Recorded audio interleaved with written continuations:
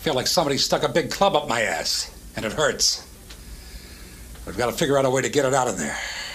What's up, everybody, and welcome to They Said We Said. Our host, myself, Tyler, and today we're joined with somebody a little different than usual joins us, but we have Jay from Classic Flix on with us, and we're going to be talking about none other than the Netflix Marvel The Punisher. Sweet. Thanks for joining us. Thank you for having me. So, yes, if you guys can hear me at all, I'm not sure. The Walking Dead is on break right now. We didn't want to take a huge break this off season. We want to come to you guys and talk TV shows and movies when we can. So, recently I watched Marvel's The Punisher, which I'm a fan of the other Marvel shows. Some more than others, but this one particularly I felt deeper. And so I handcuffed Tyler to the bed and I made him watch it as well.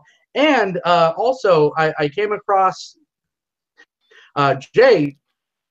But thank you for having me.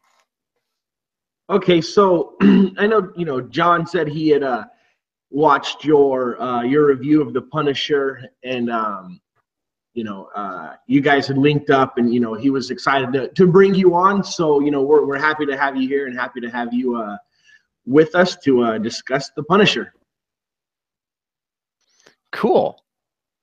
I loved The Punisher. It was fantastic. All right. So Jay, what did you think starting out right off the bat, episode 1? Well, what was your initial thoughts when you first started watching the season?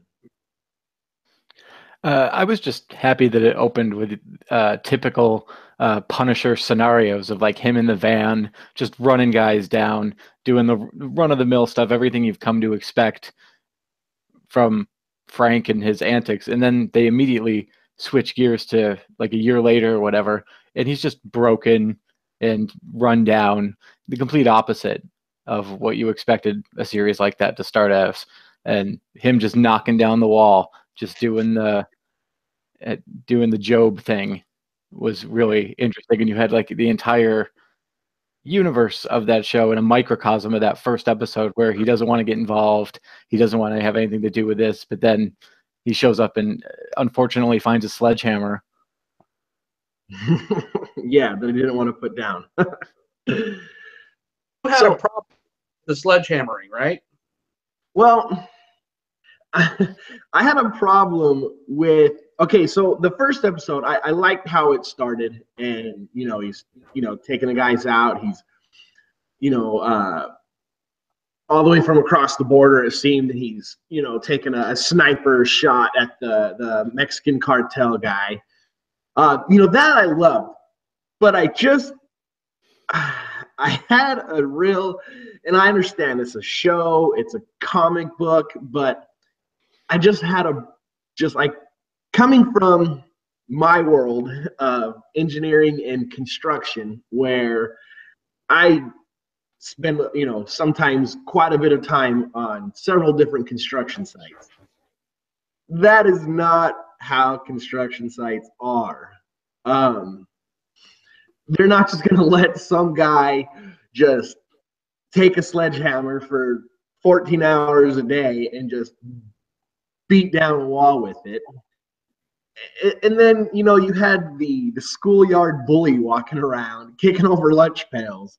Like, I was kind of thought I was watching an episode of Rugrats for a minute. Like, I don't know. It was just, and, but I don't know what, I don't know if you guys have thoughts on that or familiarity with, construction sites. And don't unions have rules against kicking over lunches? I think they do. I'm surprised Frank even had lunch.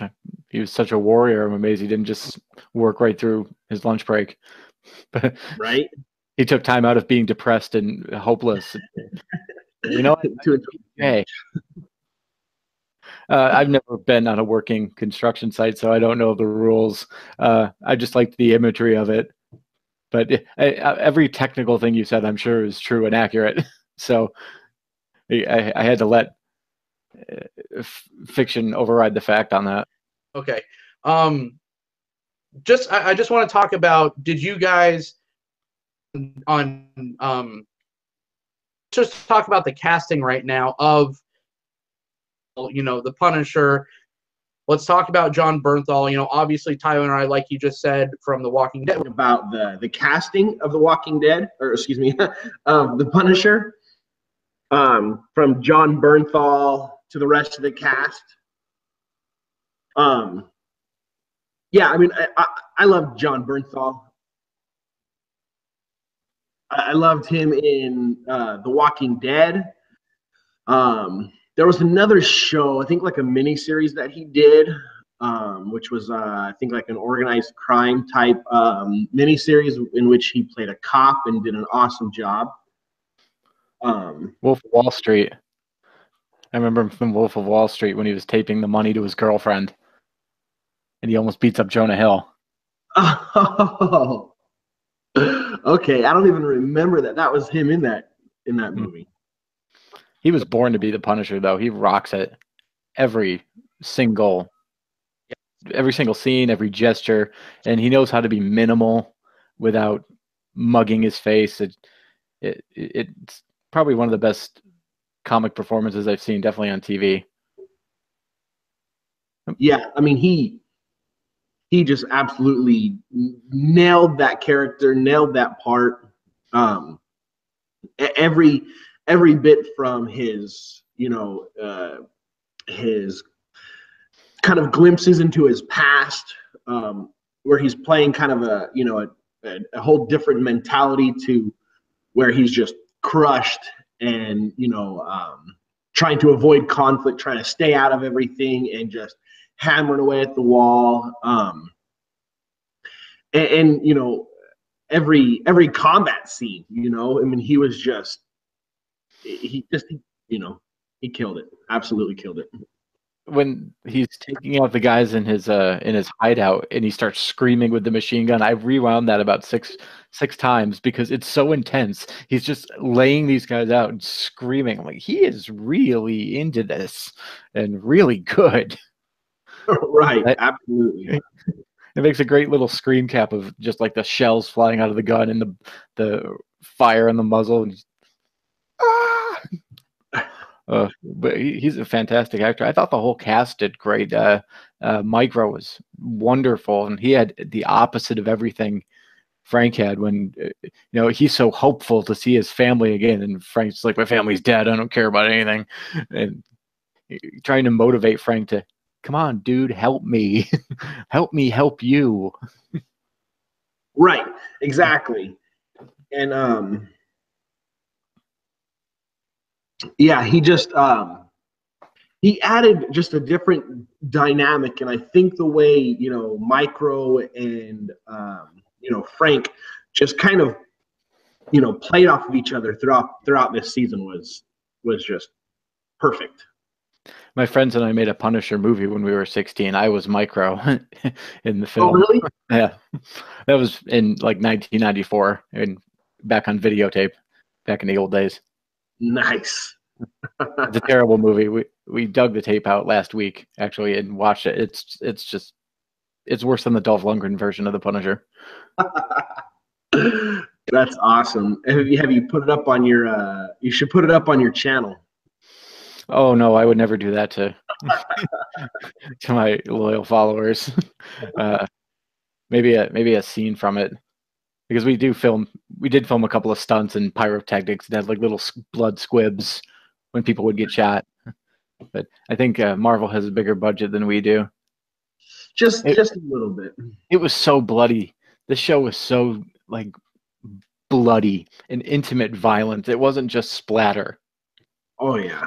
When he kills the guy with the eye, his former boss there at the end, he is in his face. He pulls a Roy Batty and just shoves his eyes into the back of his skull.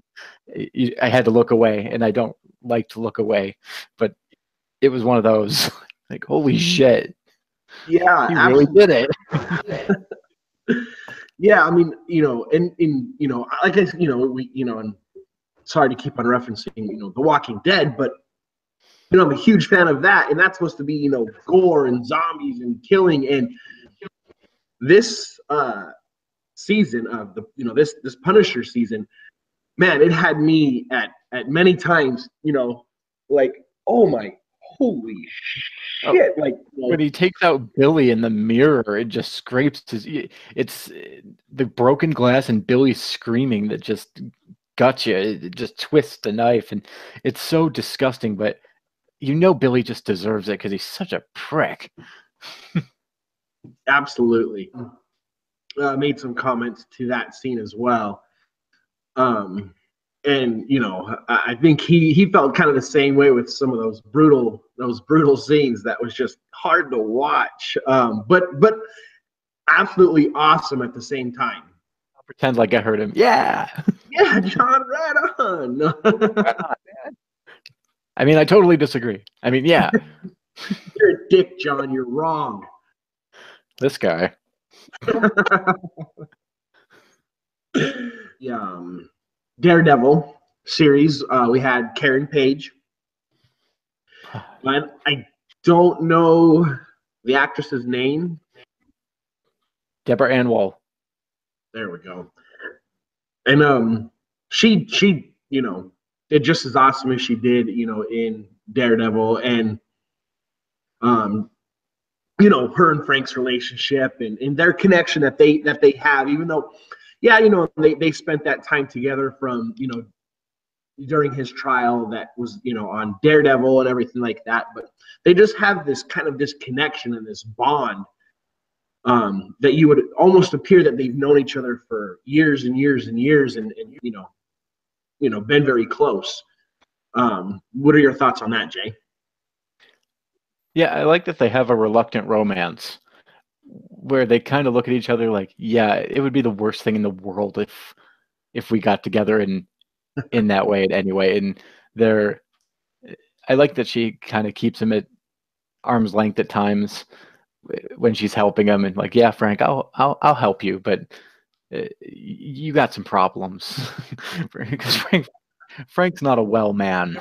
There was the scene in when they're in the elevator, and they had a kind of a moment there in the elevator where I kind of thought to myself like that they were possibly going to share a little bit more, like they were gonna kiss or something. Do you remember the scene I'm talking about when they're in the hotel elevator? Yeah, and he's covered in blood and Yeah. innards. And if they did start making out in the elevator, I think I don't know how I would have reacted to that. It would have been like, go, Frank, but that's horrifying. Do you know where he's been? He's been killing everybody. Yeah, absolutely. That was a great episode. I think that was probably my favorite one, is that one where Wilson goes nuts and locks himself in the cooler and Frank tries to talk him down. That's just some really terrific drama addressing a really significant issue for contemporary TV of PTSD and how the soldiers sometimes can not get the right kind of help. Absolutely. And how it's they have trouble adapting from that military life where they're sleeping under tanks and getting shot at and stuff, to then they go home to civilian life and they're digging holes in their backyard to sleep outside. Kind of drive home that PTSD and in the struggles of a soldier coming home throughout the whole series, which I like the way they did it. They didn't overdo it, and I think they represented a lot of truth in the way that they portrayed some of the struggles that these guys have when coming home. Yeah, and the show doesn't really take a side, which is nice. too often a comic book or sci-fi show can blow the horn one way or the other, but this was very balanced. They did their homework. The episode where he's in the forest trying to save his other buddy and he gets shot with the arrow, and it looked like combat helmet footage, which I went through when I was making my video of the helmet cams that they sometimes have in combat, and they had those on those guys. And I was wondering how many former or current military members were watching this and how much of a chord it struck, because he does leave his wounded soldier friend out in the woods and he doesn't make it.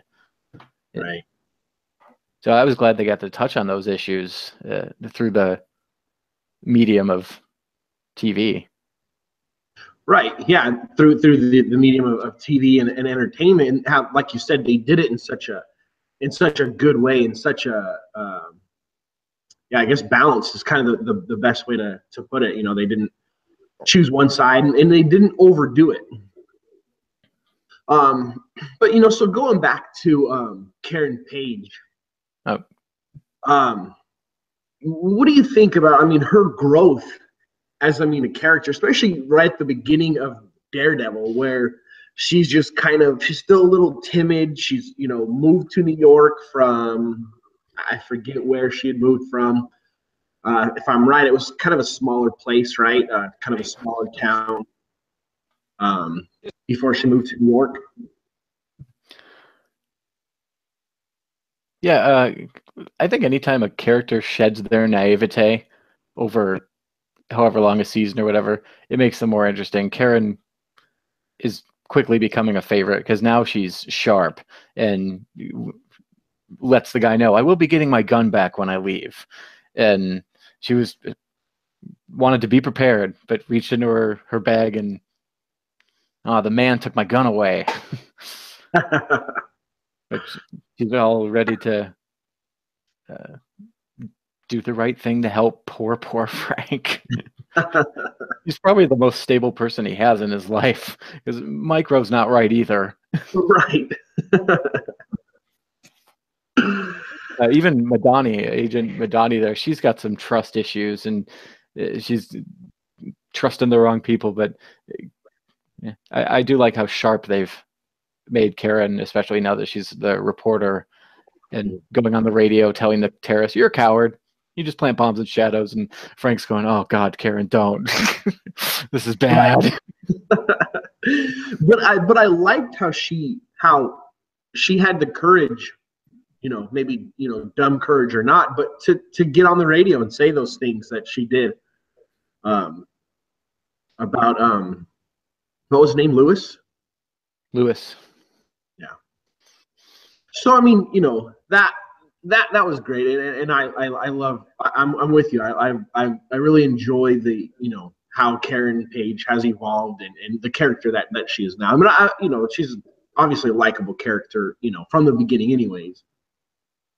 And then you mentioned Agent Madani, and I remember from John's review, he was not very fond of her. I didn't have a problem with her. I kind of liked her character.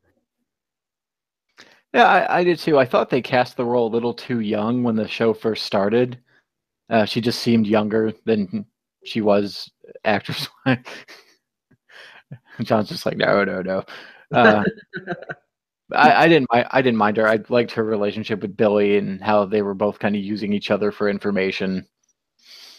And then it just becomes worse and worse, and he kills her partner. Yeah, yeah.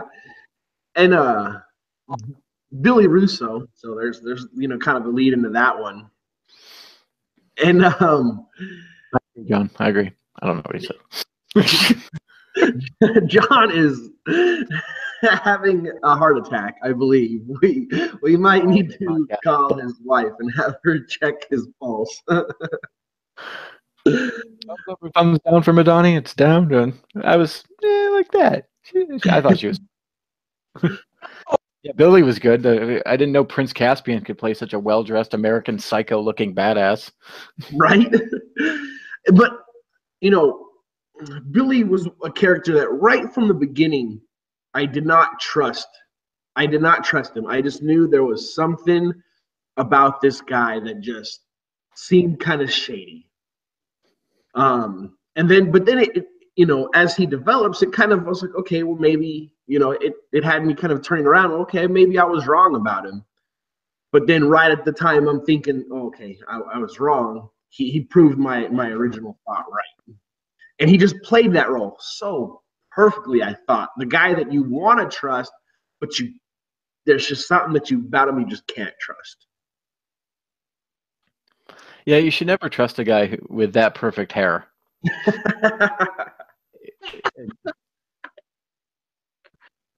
Look at Patrick Bateman. We couldn't trust him either. The cool thing about Billy as a villain is that he does have a legitimate beef. And you can kind of relate to that. People know what it's like to be screwed over by their boss. This is true. And the Patrick Bateman comparison is genius. That's what I thought too. I heard Patrick Bateman is genius. That's all. I agree. Patrick Bateman. Exactly what you said, John. Where are you going? I have to return some videotapes. Billy dresses better than the producers of the show. Right? Have to cost like $4,000. I love. There was one episode where it's opening and him getting dressed and making sure his 5 o'clock shadow is presentable enough, and the hair gel, and it really reminded me of American Psycho. That he had, his 5 o'clock shadow is perfectly 5 o'clock all day. I guess that kind of talks a little bit about the cast and the characters. At least I guess the main characters. So when we progress onto the show, after season 1 was over, or excuse me, episode 1, and the frustration with the construction sites, because, well, I guess we really didn't finish talking about episode 1, because the schoolyard bully gets into a little bit of trouble, and that kind of is what moves Frank kind of into action, where they're trying to take out the new guy at the construction site, which is another part that drove me crazy, because construction sites are not open and just easily accessible at night like that. And the gate was just wide open. They drove right in. Their equipment was accessible, and that's just not how it is. So that was just driving me Worst crazy. construction crew ever. Yes. Ocean will be all over that site. Before cemented after hours. Yes, and then the concrete mixer after hours. Yeah, you can't just access a concrete mixer and just start mixing cement. That stuff has to be accounted for. That's product. That's bottom line stuff right there. I said there's union rules for that. You got to keep track of your cement. That stuff's not cheap. Exactly. But so this is kind of a pivotal point, kind of leads us, into the show, because like I said, it's what kind of drags, Frank, or excuse me, Pete Castanello, or whatever, what was his name? Pete Castiglione, an Easter egg from the comics. Oh, there we go. So, and that, kind of pushes him into action, and he takes out the. So what do you think about that whole scene where he's taking out the schoolyard bully and his gang of misfits there with the sledgehammer? I thought it was beautiful. It was poetry. He takes those guys out from a purely violent standpoint. As a Paul Verhoeven fan and a fan of like splatter gore, it was pretty fun, despite the technical union breakage you mentioned. Construction sites, a minor technicality, right? The fact that for all realistic purposes, construction sites are not like that. But when he breaks the handle of the sledgehammer, the guy's like, "What are you going to do with that?" It just cuts away. Nice implied sodomy with the with the sledgehammer. It's always nice when the sodomy's implied. Yeah, strictly implied sodomy. It really does, though, from an artistic sense, let you know it really is going to be that kind of show. Where if you're going to hate this show, you're going to hate it in the first episode, and you'll know it's not for you. So I think they kind of read their audience with that first episode of, this is what we're going to do. This is how Frank's going to work. And he is not well. And this is our show. I have to keep telling myself that, even when I was reading the comics when I was younger, and I would get on Frank's side too much. And I have to remember, he is murdering people. And the fact that I'm rooting for him, maybe that says a little something about me. Yeah, I guess maybe that says something about me too, because I was rooting for him the whole time, because he's killing people, just doing bad things in terrible ways that someone of his training and experience would probably learn to avoid, but he houses his enemies and no mercy. Yeah, absolutely. And like you said, they're, I guess preparing their audience there, because it did not let up throughout the season at all. So no, it got far, far worse. Yes, or better, depends on which way you look at it. Justice was served, but it was served bloody and repeatedly. So yes, absolutely. Nucci Easter egg.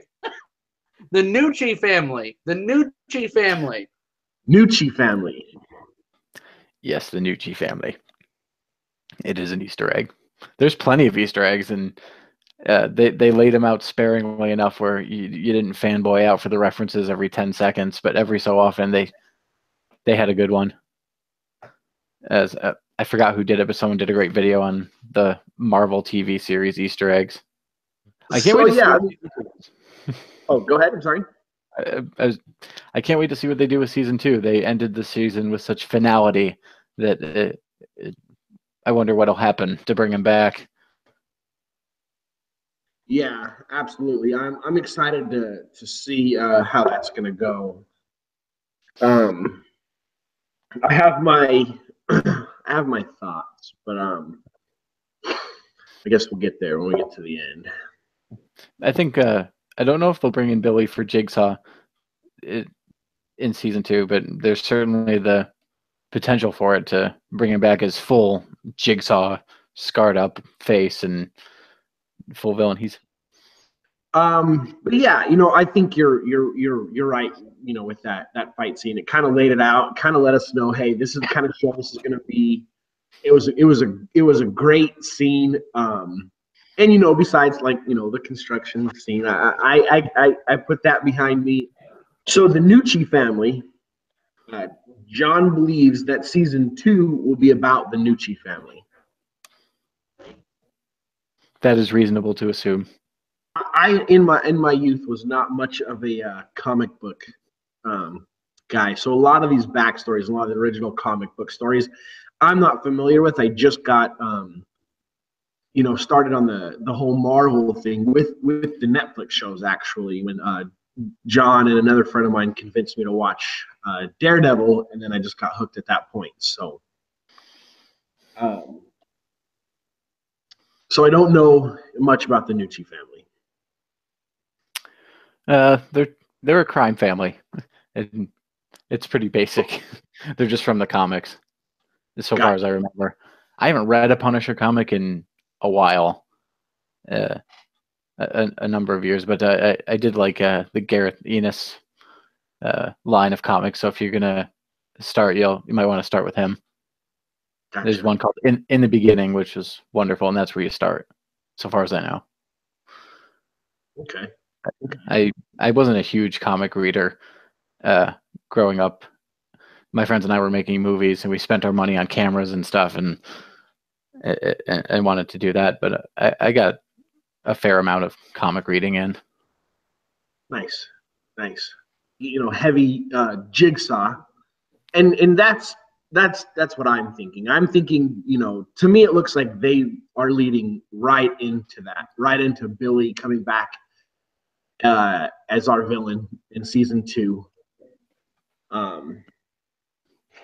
So John is asking us if we think they'll bring Kingpin in for season 2. What are your thoughts on that, Jay? I think that would be interesting. I like him on Daredevil. He's a good foil for Matt Murdock.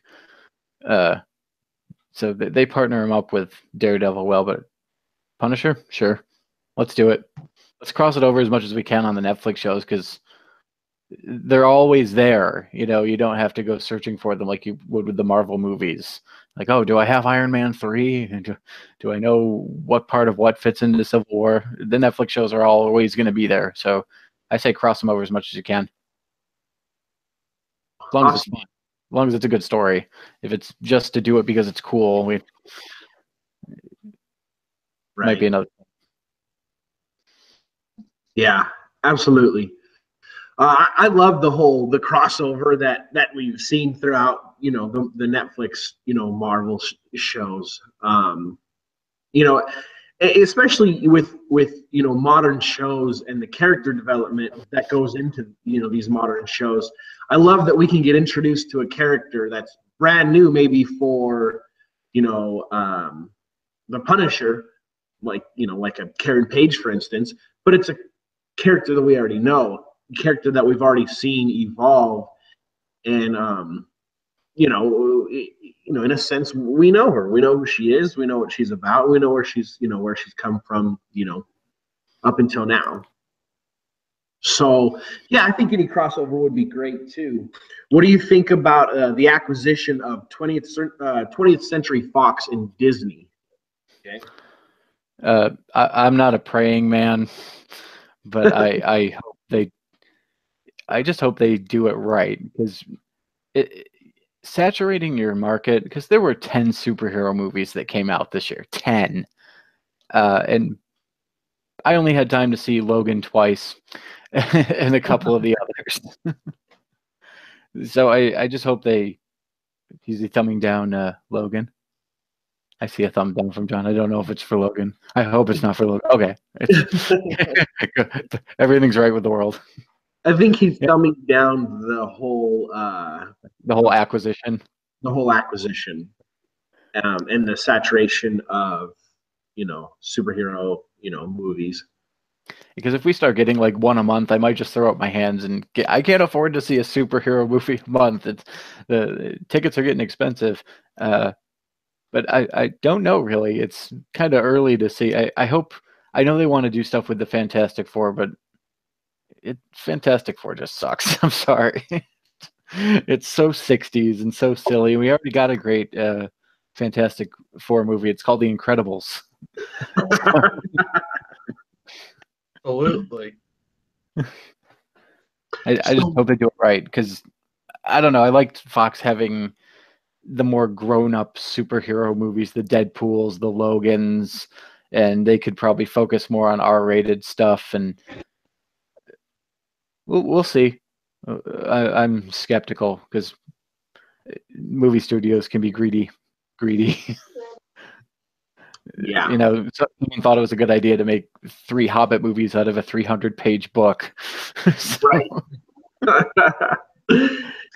Yeah, it's going to be interesting to see how that goes. I don't think I'm a big fan of them merging with Disney, because, like you said, I mean, sometimes, some of these shows we want, to not be exactly Disney, type movies and shows, but I guess we'll see how that goes, see where that goes.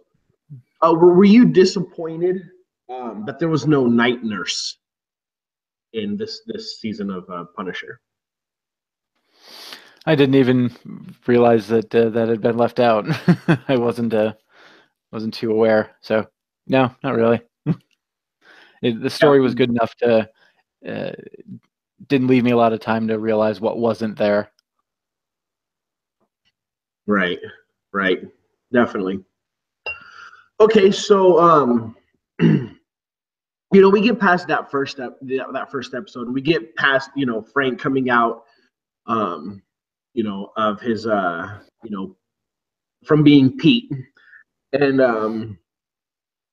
then, Micro reaches out to him. And, somebody being unfamiliar with the comics, I wasn't exactly sure, where that was going or how that was going to play out. Does Micro and Frank have a similar relationship in the comics as they did in the TV show? Yeah, it's pretty similar. They made it a nice amalgamation of different versions of their relationship, and I think this one's the most. It felt a little Lethal Weapon at times, just in their exchanges, but in a good way. Yeah, it's similar to a lot of incarnations of it. The stuff they get right is how Frank sometimes think that Micro is there to be like his mom. Like the scene where they're in the van and Micro's eating the giant sub sandwich. He's like, "Where'd you get that?" "Oh, I made this." "Did you make one for me?" "No." He says no, like, "What am I, your mom? Dude, just go in the fridge and make stuff and stop eating that shitty bag of noodles you got there." Right. That kind of stuff I loved. And when Frank is torturing Micro, it's a wonderful bit of scenes because Micro's messing with him just as much with the retinal scan thing and the countdown, which doesn't do anything, and he's driving Frank crazy with these like little hiccups in his torture plan. I know what you're doing. I know how you guys work. I can outsmart you. Right. So they did get a lot of that. Great contrast. I just love the contrast between Frank and Micro of guys who are living in totally opposite worlds, because Micro's got the perfect name. He's living in a world that's that big and he parallels so many people who live through their computer monitors and who live online and like sunlight. What's that? Yeah.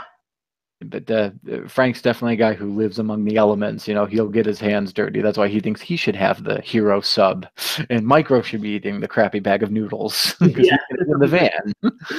Dry bag of ramen noodles. Yeah, it's like you said. Yeah, two different. You got the nerdy, computer guy, and then the war hero, badass. So yeah, definitely, and and we kind of talked about the war scenes a little bit and how just how some of them were so realistic, and you had the kind of like the helmet cams, and, I thought that was definitely a good element. And then even like to where we would see the camera shots of Micro with the flying the drone above them, and we can kind of see from that perspective and from his vision there a few times. So what did you think about that? I love that Micro is basically a personification of the surveillance age we live in, where he just surveils everything.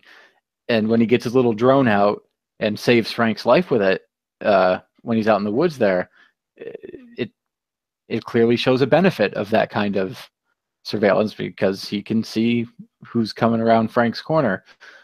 The bad side of it is he's invading his family's privacy and basically violating their autonomy by spying on them, even though he claims it's for their safety. Yeah, I thought that was terrific. They're very smartly written. I love that Frank kind of says to him, "Don't you ever tell your wife that you've been spying on her." He just knew that would be just bad for everybody. Micro has to wrestle with a lot of moral quandaries to keep his family safe. He has to sacrifice what he was basically working against when he was working for the government, and has to become the guy who's like, "I'm invading that home. They think I'm dead. They have to live a lie," and he has to perpetuate it until he can make his move or whatever. Right. Yeah, I didn't even think about that. That's a really good point. That he's what he was against and fighting against, he was kind of doing a similar thing. He was invading their privacy. They thought that he was dead, and yet he's spying on what they're doing in their living room, with the thought of him being dead. And, he was gone for a year, and his wife never really, moved on or anything. I mean, obviously there was a little bit of, connection or chemistry between her and, Pete, including when, she tried to kiss him after a couple glasses of wine. And hey, your family thinks you're dead. They're not gonna act the same as if you're just on a weekend, business trip. Totally. I loved her gravitation toward Frank because he's everything that David wasn't. And she even says that a few times, that he never picked up the tools and got his hands dirty. He would always call a guy to fix the thing. So I think Micro's jealousy toward Frank, like that brilliant scene where they're drinking, and he's like, "You want to see how hung I am, Frank? You're not going to believe this." And Frank's like, "What are you doing?" He's like, "You can't have my wife." And he's being jealous, but he's being so playful about it. Like he had to get drunk to tell Frank, like, "Hey, you could kill all these other guys if you want and have fun doing it, but this is the one thing you can't have." And it shows a trust. There's definitely an uneasy trust between Frank and Micro, who have similar trust issues. Right. But yeah, like he's just like, you're gonna have to compare to this if you want her. Like, at the same time, like you said, being playful, but at the same time being like, hey, motherfucker, stay away from my wife. It takes Micro has a degree of balls because Frank's trained to snap his neck, and he's basically waving his Johnson in his face, going, "What do you got?" Yeah, exactly. Yeah, you're right. Absolutely right. I'm hung like a moose, Frank. You can't beat me. You're never gonna be able to compare to this. Yeah, that was great. And just like we've said, the whole dynamics between Micro and Frank throughout the whole season, I thought was just, awesome. I thought when they faked his death the second time out in the parking lot when he got shot, I thought that was terrific too. Absolutely. Just really smartly written characters can carry your show even through ridiculous things like bad construction site etiquette. Yes, absolutely, definitely, 100% agreed. And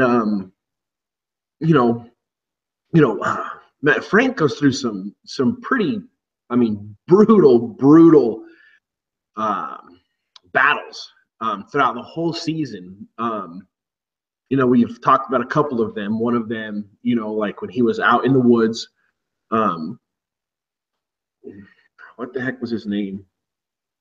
When he goes to his buddy's cabin, up in the woods, and he takes the shot to the, his name escapes me, but I know who you mean. Yeah. And he takes that arrow shot to the shoulder, and then, he's laying there almost more than half dead, and just several times he just takes such a beating. Getting out of the hotel, just every time he gets out, he's like within like a few inches of his life.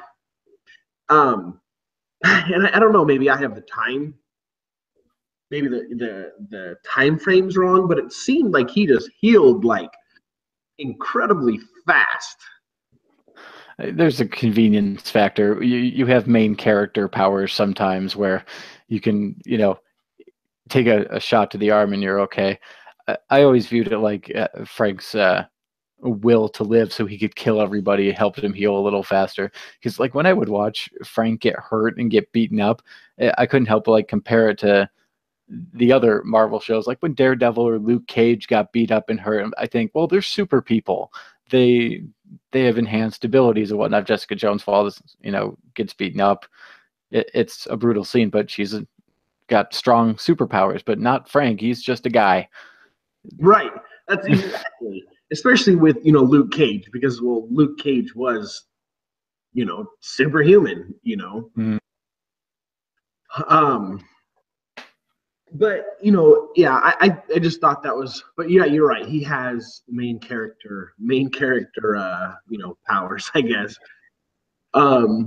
But I mean, what do you think about his we've talked about,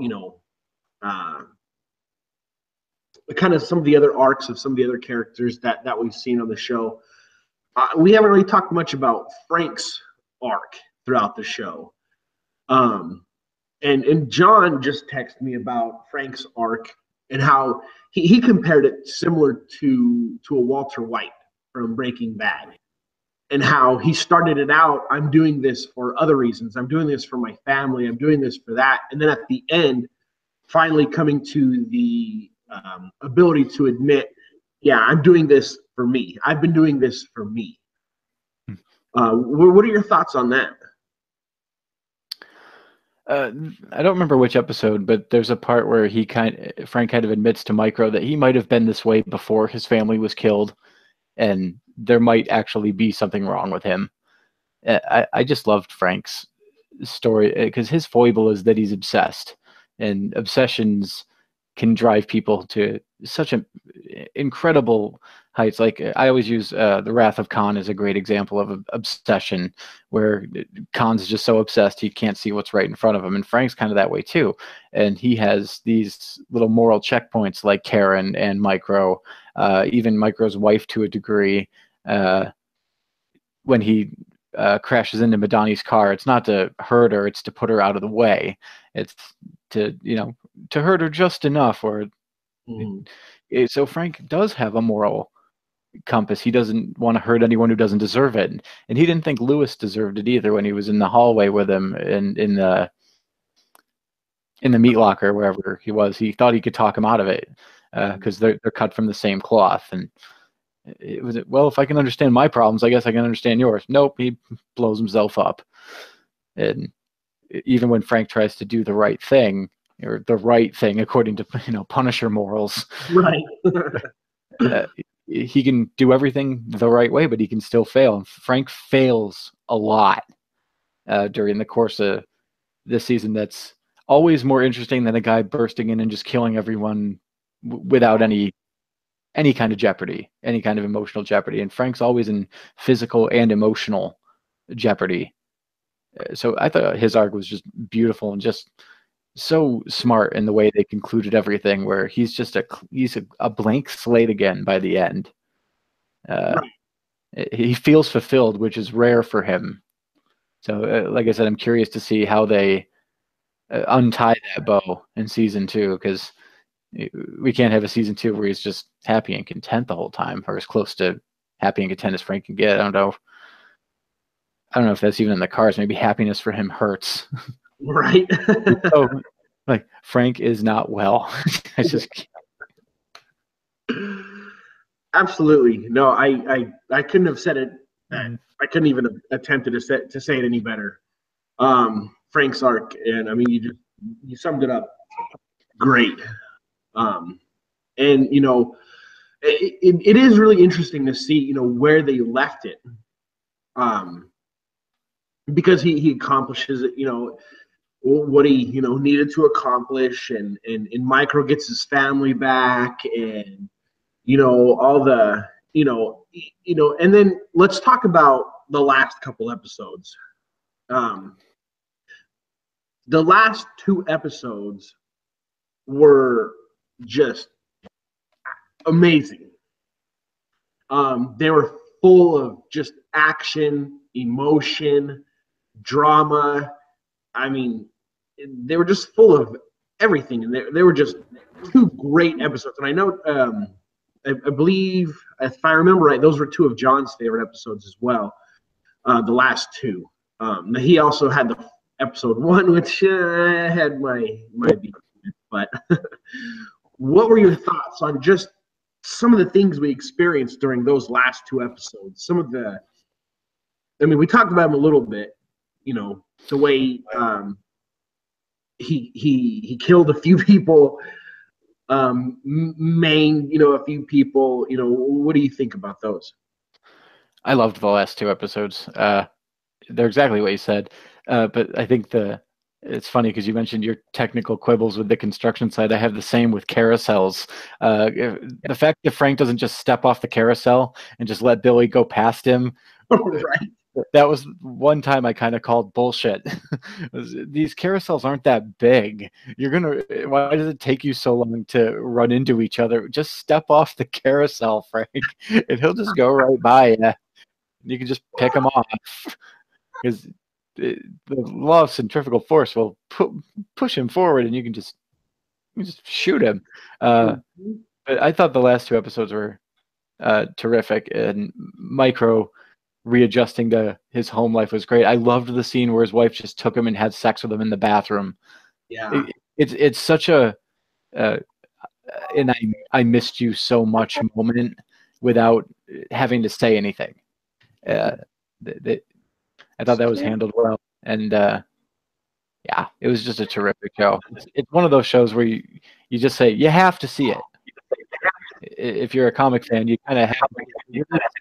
It is different than the other Marvel shows, I think, because Frank is just a guy, and he doesn't have a backstory rooted in anything superpower. Oh, good. Well, now I have nothing to say. All right, good night now. Billy doing something kind of cool where he has like the pair of diagonal cutters, it looks like, and kind of snips a little bit of the tie wrap that Frank was tied up with, and leads to a very, very brutal fight scene. It's so disgusting. and I've watched a lot of violent stuff, and like I said, but when it gets so intimate and personal and the stakes are so high, and I love that Billy just sits there and goes, "I love watching you work, Frank." Yes. It was a very satisfying scene, a very visceral one, which is always challenging, I think, for writers to balance the personal and the physical, because the look on Frank's face is much more intense than any blood splattering on the floor, and that comes down to the actor too, where Bernthal just knows how to put the right face on without just looking like an action hero guy. He doesn't have the Arnold screw you face on. Sylvester Stallone. I look perpetually tortured. Frank laughs quite a bit in the show, and his melancholy and his pathos come across even when he's screaming his head off. And God, he really does scoop that guy's eyes right out of his skull, doesn't he? Oh, man. Yeah, that whole, and like you said, the satisfaction of just seeing it done so intimately with, a lot of emotion. And you mentioned his acting. I mean, you can feel almost the satisfaction that Frank is feeling as he's just tearing into him.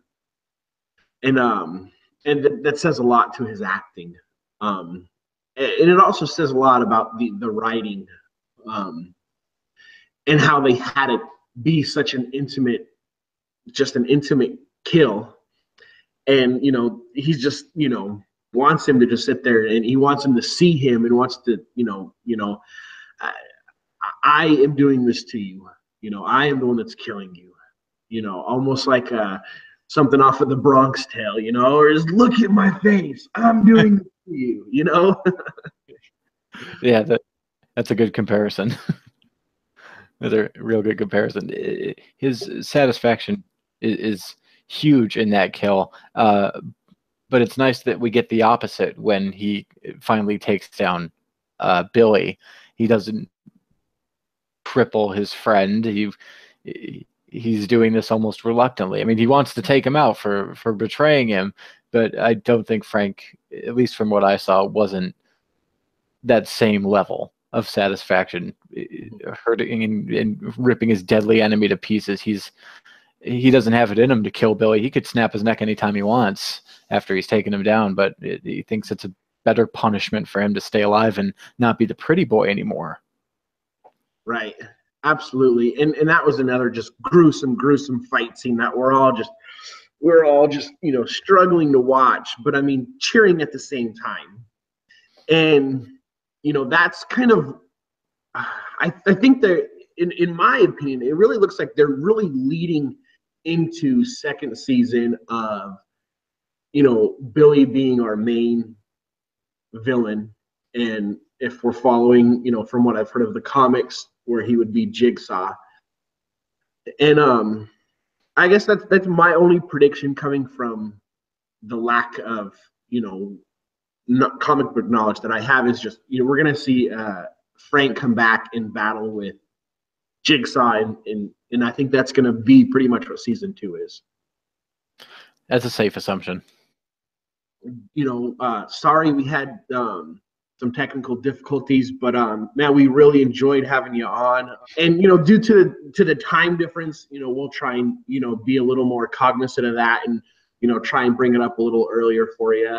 And but no, man, thank you. And I think I speak for both John and I that it was a pleasure to have you on, and it was great reviewing the show with you. So thank you for having me. It's a blast. I don't know if you guys are Star Trek fans at all, but you'd probably keep me on for 5 or 6 hours talking Trek. I'm not. I don't know if John is or not, but hey, it's a possibility. There's lots of different things in the future that we'd love to have you on. Join us again in the future. So I guess that's it for John. My name's Tyler. Jay, where can everybody find you at? You can find me on YouTube under Classic Flix, or on Twitter under CF Movie Tweets. All right. You know where you can find John? You can find him here on They Said, Wait, We Said. You can find him on Twitter and all those other social media forums. You can find me here on YouTube, They Said, We Said, also on the Brupedia. You can find me on Untapped, Tyler Pereza. And I think I speak for both John and myself, where thank you for hanging out with us, and we'll see you next time.